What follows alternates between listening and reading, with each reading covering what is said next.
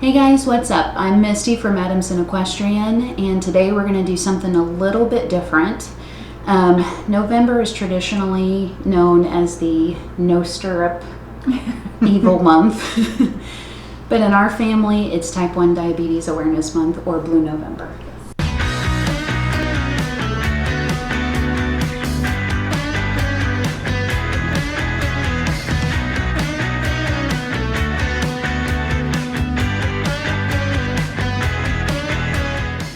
So today I'm sitting with my sister-in-law Sylvia. Her daughter was diagnosed with Type 1 almost 4 years ago. And so to bring awareness to this disease, I wanted to sit down and talk with her a little bit just about her experience with it. So what kind of red flags did you notice, or what kind of tipped you off that Aubrey was sick? She started losing weight, and we noticed it, but normally kids, they chunk up a little bit, then they get tall and skinny, and then they chunk up. It's kind of how it goes as they grow. Yeah. And we had a girls' weekend for my older daughter Emma's birthday. And we stayed at a hotel with a swimming pool. And this was the end of March. She was diagnosed April 2nd of that year. And she went and changed into her swimsuit. She came out and she turned around to grab something, and I could see her backbone. Yeah. And my heart sank. Yeah. She also, that weekend, drank voraciously. Yeah. Constantly drinking, constantly asking for something to drink. And then, because she was drinking so much, she also was going to the bathroom. Yeah. We went to a movie, and we must have gotten up 5 or 6 times to go to the bathroom. Oh, that kind of stinks. Yeah. Right. So we made an appointment for her pediatrician, and a couple days later had an appointment, and she was diagnosed in the office, and we were sent immediately to Riley. Yeah. And admitted. What kind of emotions or thoughts were running through you when the doctor gave you the diagnosis that Aubrey had Type 1 diabetes? I always cry at this part. I knew her life was forever going to change. There is no cure. Yeah.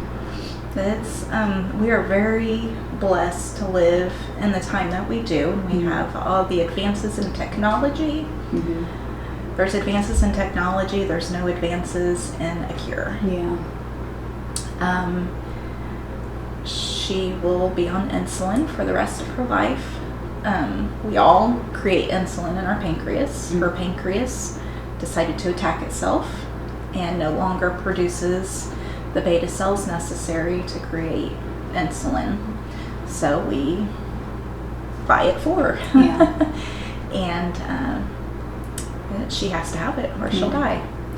And that's one of the differences between Type 1 and Type 2. Type 1 has to have insulin no matter what, or you can go into a coma, right? Correct. And you can too with Type 2, you can go into DKA. You're just insulin resistant. Okay. Were you scared? I know I would have been scared. I mean, I'm sure you got a crash course when you guys were in the hospital, but is it terrifying to be discharged from the hospital when you know that your child's life is in your hands literally every single day? Yes.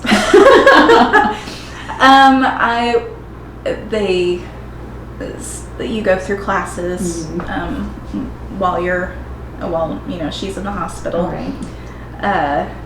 And they said, well, we'll go get you through all this. You'll be understanding how to dose her, and we'll have you guys give shots before we leave.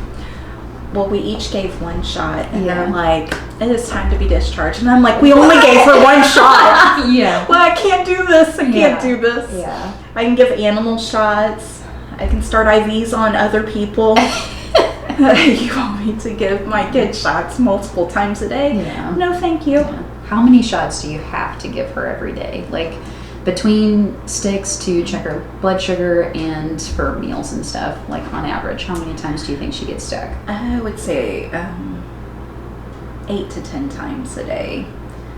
She has to have long-lasting insulin. She is, you can be on a pump, but she so far chooses not to be, and we allow that because it's her body for her to make that decision. So she's what's called MDI, which is multiple daily injections. Okay. So she has a long-lasting insulin, which is called Lantus. She gets that every evening. Then she has Humalog, which she gets to correct her blood sugar if it's too high, or to dose for carbs. When you start eating, your pancreas automatically starts releasing insulin into your bloodstream. Okay. Hers doesn't do that anymore. So we figure out how many carbs she's going to be eating. Anything over 5 carbs, she has to have a dose for. Okay.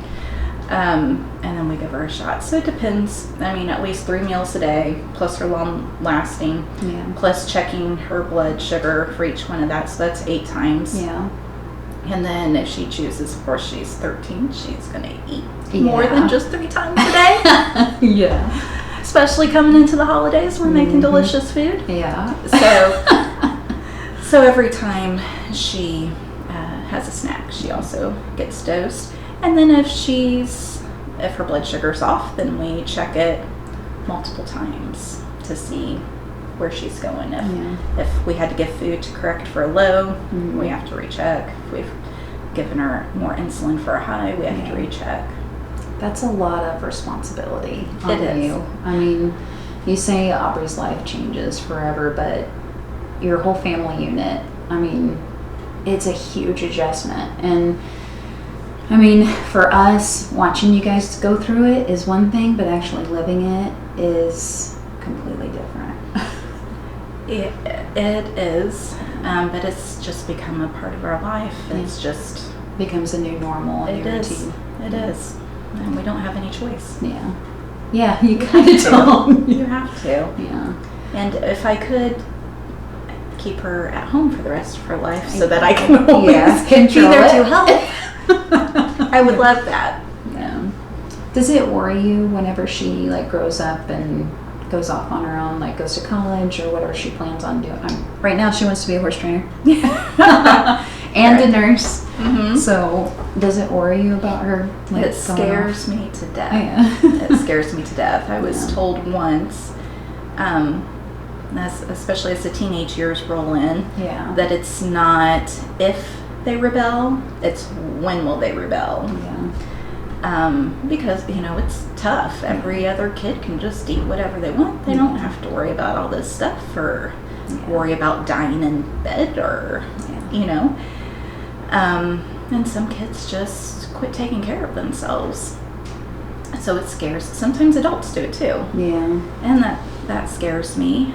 The costs also scare me. Her not having good insurance. We're very fortunate we have good insurance. It still costs us a lot of money to keep her alive and with us. Well, she's worth it. She is worth it. She's definitely worth it.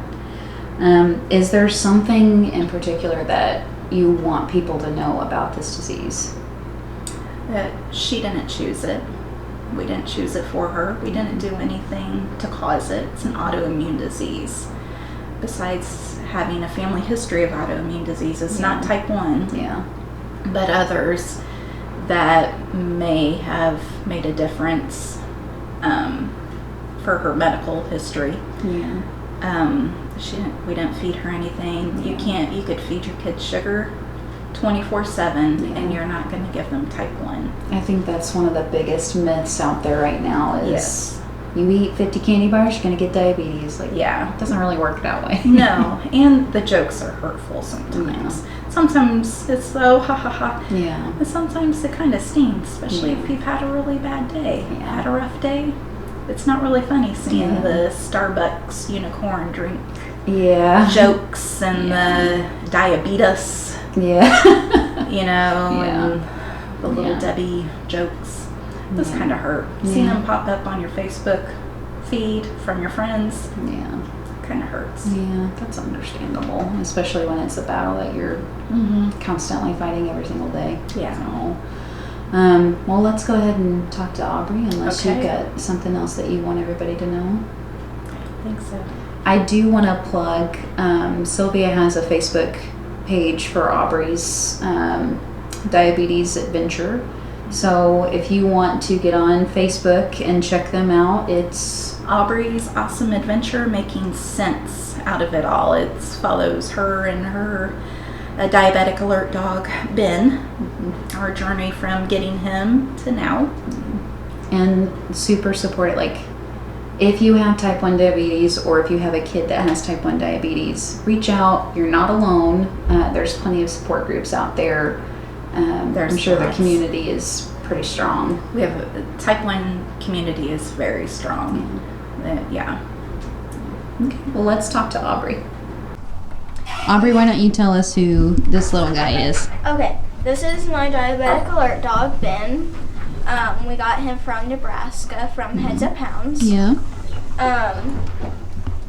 He helps me with my blood sugar. Yeah. How does he do that? Do you want your mom to explain it? Yeah. He alerts us when her blood sugar is rising or falling at a 20% rate over a 10-minute time period. He does that by bumping our hand, which he normally gets a little enthusiastic and takes our whole fist into his mouth. Yeah. Yeah, he's been a real lifesaver. He has come and woke me up in the middle of the night when she's gone low, when she's been high. He's even come and gotten me when she's been sick, like gotten up and started throwing up in the middle of the night. Not blood sugar related, just a bug. Yeah. But he comes and gets me so I can take care of his girl for him. Good boy. And he's also jumped into my mom and dad's bed Yeah. to bark into their face because I was dropping. Yeah. That's pretty awesome that he can just smell. Smell that. Wasn't there an instance where when Aubrey was still cheering, like she was down on the track and he was up in the stands and he could still tell that she was Yes. going low? Yeah. Oh, Pilgrim's trying to escape. Oh no, that's the stall next to him. Locked. This is the fun stuff that happens in the barn. How long have you had Ben?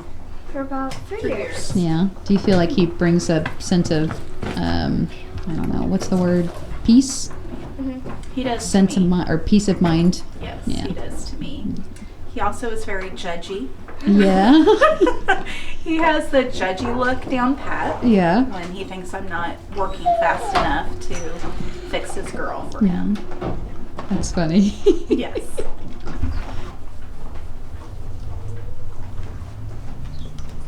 So who's this guy, Aubrey? This is my baby Teddy. He's a hunter and now a Western pleasure horse. We're working on jumping right now and reining and trail. I'm just gonna do some basic hunt seat today. So, bless you. Alright, so I'm gonna tie him up now. Okay.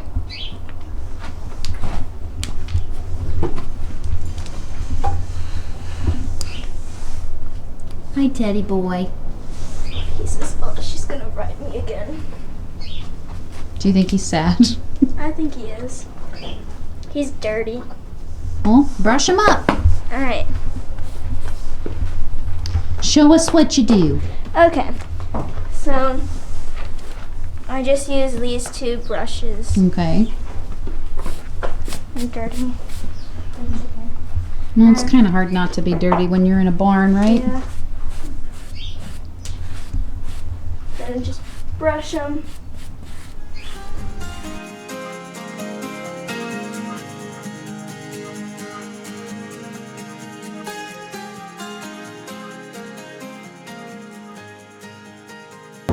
Now it's time to clean out his hooves.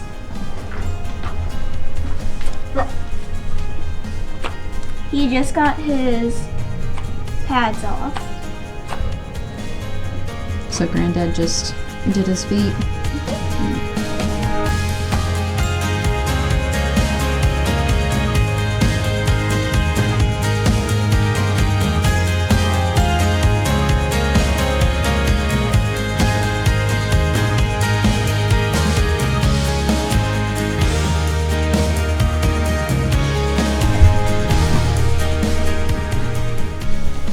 Usually I would put on fly spray, but it's really cold and no flies, so. Sweet.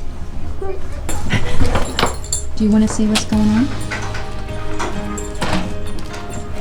Okay, got my saddle and pads. Now I put my saddle right here. Okay.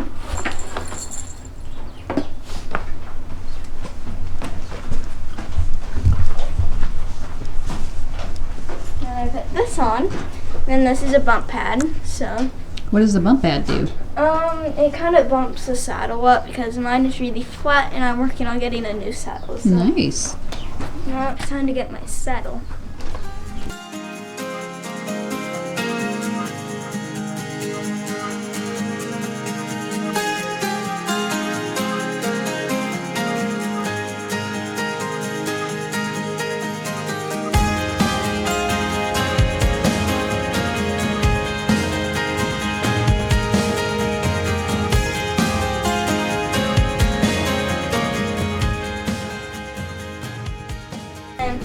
And this is the part where he blows out because he doesn't like his girth.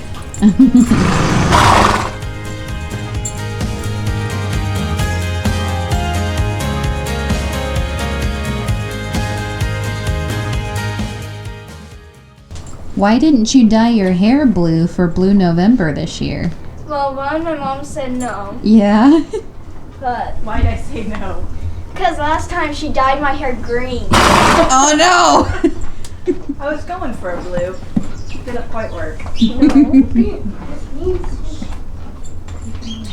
So that was pretty fun. Yeah, I bet.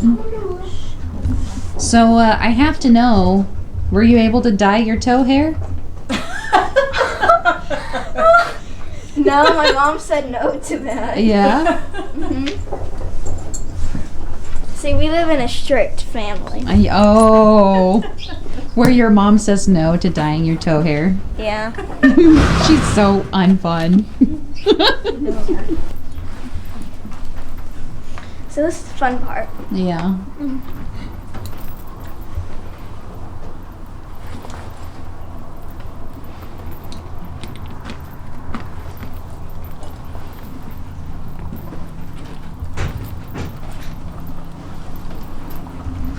But the funny part is, he'll drop his head for the bridle to come off.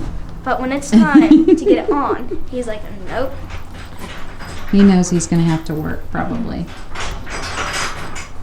Aubrey, how long have you been riding? Since I was a baby. Yeah, pretty much. Yeah, I started on a flea-bitten gray. Yeah. His name was Shaba. And then whenever he passed, I started riding Fortune. And then I went to Fortune to Teddy. So. And Teddy's your boy. Mm-hmm. He's a good boy. Yes. So do you ride everything? Like you do hunt seat with Teddy, you do Western with Teddy, you jump. Yeah, I'm trying to do everything because I like to work with them. Yeah. So. You like to be an all-around horsewoman? Mm-hmm. Yeah. Do you remember when you started riding again after you were diagnosed? No. You don't remember that? No. Yeah. I put that in my blog. Did you? That was one of the red flags, was when Aubrey, who always wanted to be on the back of a horse, all of a sudden didn't want to be on the back of a horse because she was too tired. That was a pretty awesome day when you decided to get back in the saddle, though, right? Yeah. Yeah. You can't stay away from ponies.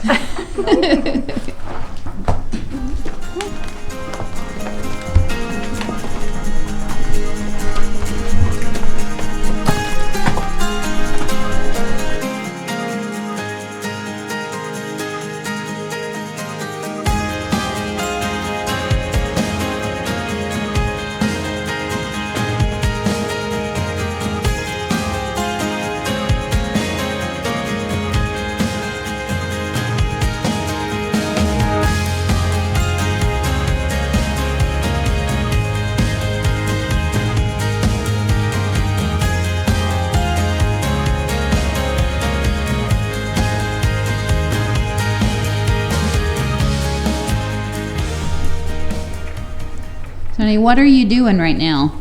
2-pointing. What's a 2-point? It's where you stand up and it stretches you. It stretches your legs. And it also helps you get stronger, so. And really good for balance.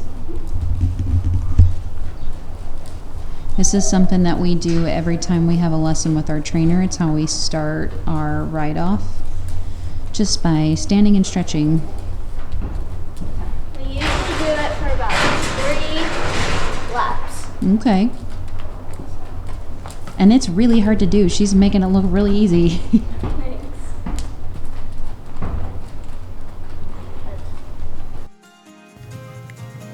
This kid is absolutely amazing. She doesn't let type 1 diabetes rule her life. It's just a part of it.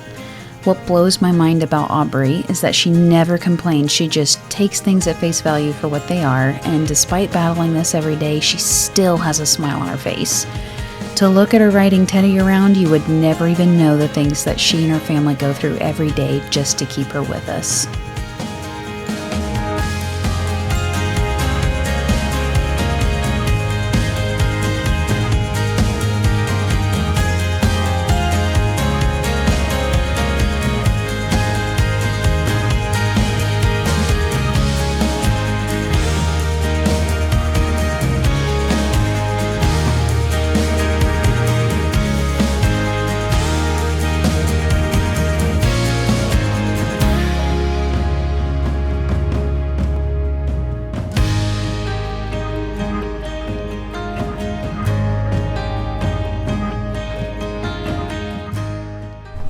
Okay, kiddo, tell me what kind of goals you have for this coming season. Oh. Well, I want to nail in reining, trail, and jumping. Reining? With Teddy? With Teddy. That'll be fun to watch. Yeah. And there's also this one thing called the high point buckle that the 4-H What's that? does. It's so many classes that you're in, and you actually want to get low points. And if you're the person that's in so many classes and has the lowest points wins this buckle. So why do they call it high point if you want to get low points? I don't know, Sounds cooler? I guess. But so I thought it would be fun to try to go for it and win. Yeah, I think you could. No, Aubrey's got you. Hey, Ben. He's like, oh, you're up there. Look over. Sit. He doesn't know what to do with himself. Teddy's like, I'll bite you. It's the whole team. One big happy family. Yeah. Ben. Ben. Down. Lay down. Good boy. Sit. He really wants you off. Yeah.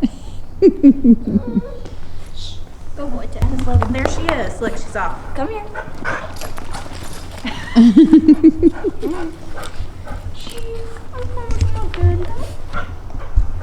Sit. Well, at least he still sits, even though he's crying about it. Yes. Don't bite him. Apparently, Teddy does not like Ben. Fine. You don't bite my dog. I think he's happy.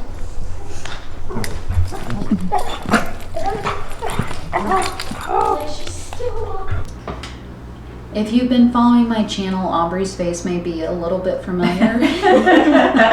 And her dance moves. Yeah. Because from time to time we do give her the camera to do our behind the scenes work. But what you may not know about her is that she's been riding horses since she was a little kid. And that she regularly competes in horse shows throughout the year, all while fighting a daily battle with type 1. So, Aubrey, is it scary to be a type 1 diabetic? Yes. Yeah, also. Well, I have low blood sugar, so that can be pretty scary. Yeah, does it feel, can you tell when you're going low? Yeah. Does it hurt to get a shot? No. No? It looks like it hurts. I feel like I hurt you every time I give you a shot. You're a tough cookie. Tell me about your bag. What's in your bag? Okay. And first of all, why is this bag important? Well, this has all my supplies in it. Okay, supplies for Like, taking care of yourself? Okay. Is this something that you can carry around sometimes or just every once in a while or all the time. all the time? Okay. Show us what's in your bag. Okay. So first is my meter. Okay. This is what I check my blood sugar with every day. Multiple times a day. Multiple times. Okay. So here's the meter. This is what says my blood sugar. And then these are test strips. This is what I put my blood into. And it says it helps. It gives you a number? Yeah, it gives me a number. Okay. What is a good number to have when you're testing your blood sugar? 100. 100. 100 is the perfect. What's it called? Unicorn. That's the unicorn number. That's the unicorn number. And how many times have you hit the unicorn number in the last almost 4 years that you've had type 1? Probably like 5. Yeah. It's hard. That's not very much. What is the typical range of a good blood sugar? What we want her through the day is anywhere between 80 and 150. Okay. When at nighttime, we want her over 100 Okay. when she sleeps. Okay. So you put your blood in there, it counts down. Hi. Yeah. And what's that from? From treating a low. From treating my blood. So we're gonna go ahead and do a shot. Okay. So, should I just say what her blood sugar was? Sure, that's fine. Her blood sugar was 320, which is a little bit high. Where's she gonna sit? Oh, I So, see it. what do you do for high blood sugar? Correction. A correction, what does that mean? So right now you're going to get a shot of insulin to bring your blood sugar down? Okay. And if your blood sugar was like, let's say it was 70 instead of 320, what would you have to do right now to correct that? Eat 4 Starburst. Okay. Or just 15 carbs. Okay. And then you have to recheck your blood sugar in 15 minutes? And then if it's let's say it's 80, then what do you have to do? Eat like maybe 3 Starburst. Yeah, so you keep eating Starburst and then checking every 15 minutes. Okay. The thing that absolutely amazes me is that Silvia is like, I mean, at first we had an app that we used, or a calculator. It had the correction, and so you'd have to put in her blood sugar and then whatever the correction dose was. It had what we wanted her target range at, and you would put in what her number was currently, and then any carbs she was eating. Okay. And then what her carb to insulin ratio. So right now she is at a 9-to-1 ratio. So every 9 carbs she gets 1 unit of insulin. Okay. So how many units did you just have to give her to correct? I just gave her 3.5 units. Okay. Right now, though, she can do everything in her head, which to me is like, I don't know. I mean, I know you say that you find a new normal, you find a new routine, but I would still be freaking out. And you guys are just like, not a big deal. Yeah. We just deal with it, right? Yeah. So what else is in your bag, kiddo? So this is Lancet. Lances. Lancetis with a T. This is my nighttime medicine. I take 16.5 units. That's your So- long acting. So this is what keeps your blood sugar up through the night, or it keeps it from getting high? This stays is supposed to be in her body like for 24 hours. Okay. So it's supposed to keep her lower. Okay. Lower. Okay. Food is what brings you up. Okay.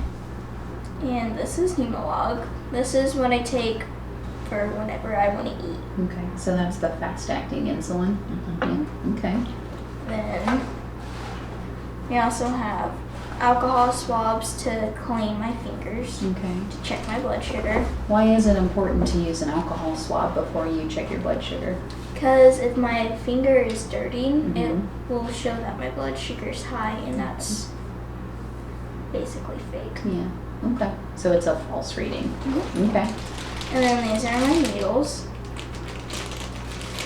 That's what they look like. And Got lots of pockets. back here is the gold. This is Starburst. So those are for an emergency situation where you're low? Mhm. I guess not emergency, but we'll actually talk about that too. Yeah. Which we use for an emergency. Oops. Starburst wrapper. That's crazy. This is my glucagon. This is if I pass out from low blood sugar. So basically if you go into a coma, okay. Well, or not so much a coma, but passes out, has a seizure. Okay. Okay. So this is the stuff. The liquid. The liquid. You shake this up. You push the liquid into the powder, you shake it up, and then you draw it back out, and then we Put it in my stab thigh. you in the thigh. Sounds like a good time. Now, they've just recently come out with nasal glucagon, and she has an nice. appointment next week, and we'll be talking to her endocrinologist about possibly getting a prescription for that. Well, hopefully you never need that, but And then that's everything in my bag. okay. So can you tell everybody what's the most annoying part of having type 1 diabetes? People staring. Like when? Like when you go out to eat or, yeah. Yeah, that would be a little irritating. So if you go out to eat and you see somebody sticking themselves with a needle, don't look. Just don't look. Don't Unless stare. you're also type 1, and then come over and introduce yourself. Yeah, there you go. We call that scene type 1s in the wild. She's like, what? If you were on all the parent boards, you would know that. People get diagnosed with this all the time, and originally it used to be considered juvenile diabetes because the majority of people that were diagnosed with it were little kids. But you can be any age when you're diagnosed with this, so it's important to know the symptoms, which I'm going to put in a little clip. So know the symptoms and get checked if you think that you could possibly have diabetes. It takes 1 drop of blood, right? I hope we were able to bring you guys some awareness to this disease. If you liked this video, please be sure to give it a thumbs up and be sure to subscribe to my channel if you haven't already. Really helps me out. So happy riding and have a great week.